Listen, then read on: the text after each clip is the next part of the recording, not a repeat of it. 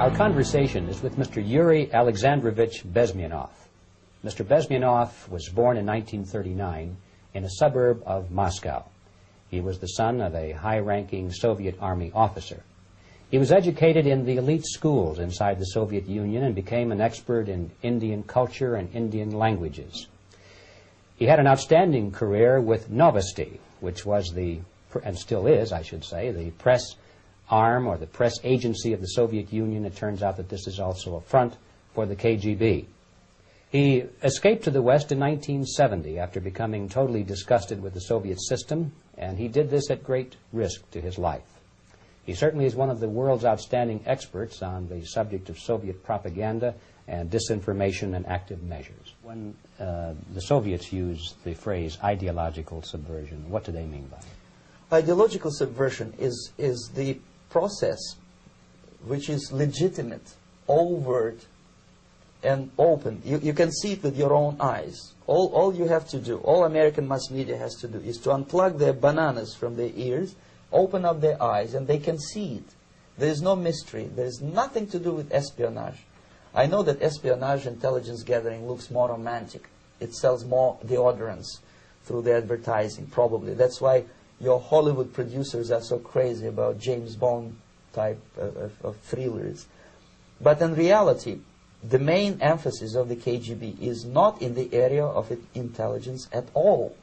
According to my opinion and opinion of many defectors of my caliber, only about 15% of time, money, and manpower is spent on espionage as such. The other 85% is a slow process which we call either ideological subversion or active measures, активные мероприятия in the language of the KGB, or psychological warfare. What it basically means is to change the perception of reality of every American to such an extent that despite of the abundance of information, no one is able to come to sensible conclusions in the interests of defending themselves, their families, their community, and their country. It's a great brainwashing process which goes very slow, and it's divided in 4 basic stages. The first one being demoralization. It takes from 15 to 20 years to demoralize a nation. Why that many years? Because this is the minimum number of years which requires to educate one generation of students in the country of your enemy, exposed to the ideology of the enemy. In other words, Marxism-Leninism ideology is being pumped into the soft heads of at least 3 generations of American students without being challenged or counterbalanced by the basic values of Americanism, American patriotism. The demoralization process in the United States is basically completed already.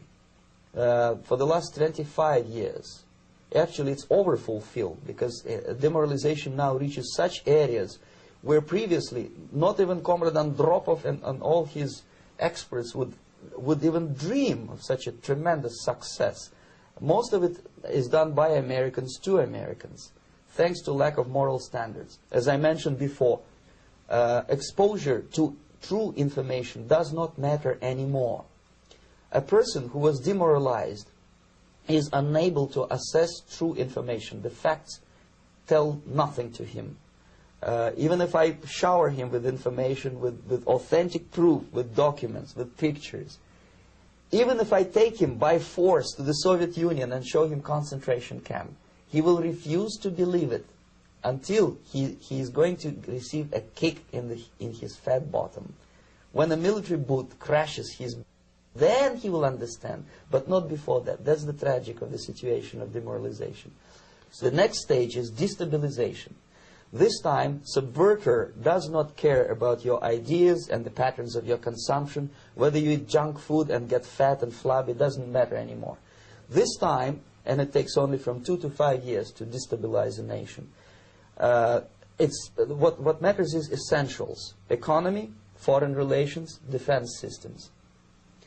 And you can see it quite clearly that in some areas, in such sensitive areas as defense and economy, the influence of Marxist-Leninist ideas in the United States is absolutely fantastic. I could never believe it 14 years ago when I landed in this part of the world that the process will go that fast. The next stage, of course, is crisis. It may take only up to 6 weeks to bring a country to the verge of crisis. You can see it in Central America now.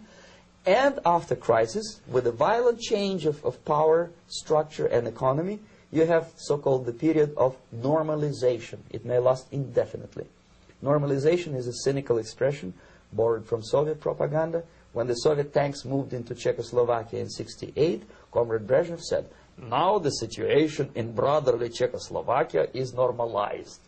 This is what will happen in the United States if you allow all these schmucks to bring the country to crisis, to promise people all kind of goodies and the paradise on earth, to destabilize your economy, to eliminate the principle of free market competition, and to put a big brother government in Washington, D.C., with benevolent dictators like Walter Mondale, who will promise lots of things, never mind whether the promises are fulfillable or not. Your leftists in the United States, all these professors and all these beautiful civil rights defenders, they are instrumental in the process of the subversion only to destabilize the nation. When their job is completed, they are not needed anymore. They know too much. Some of them, when they get disillusioned, when they see that Marxist-Leninists come to power, obviously they get offended. They think that they will come to power. That will never happen, of course. They will be lined up against the wall and shot. But they may turn into the most bitter enemies of Marxist-Leninists when they come to power. And that's what happened in Nicaragua. You remember most of these former Marxist-Leninists were either put to prison or one of them split and now he's working against Sandinistas. It happened in Grenada when Maurice Bishop was already a Marxist. He was executed by a new Marxist who was more Marxist than this Marxist. Same happened in Afghanistan when first there was Taraki, he was killed by Amin, then Amin was killed by Babrak Karmal with the help of KGB.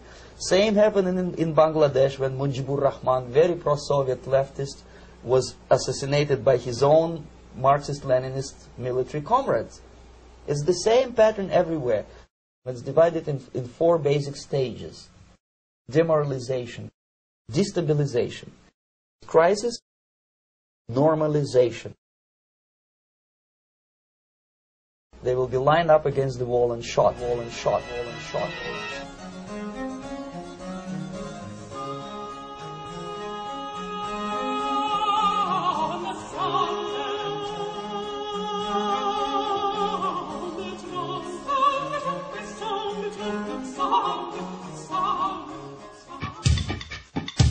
Hey! Is this my turn? You want me to sing now?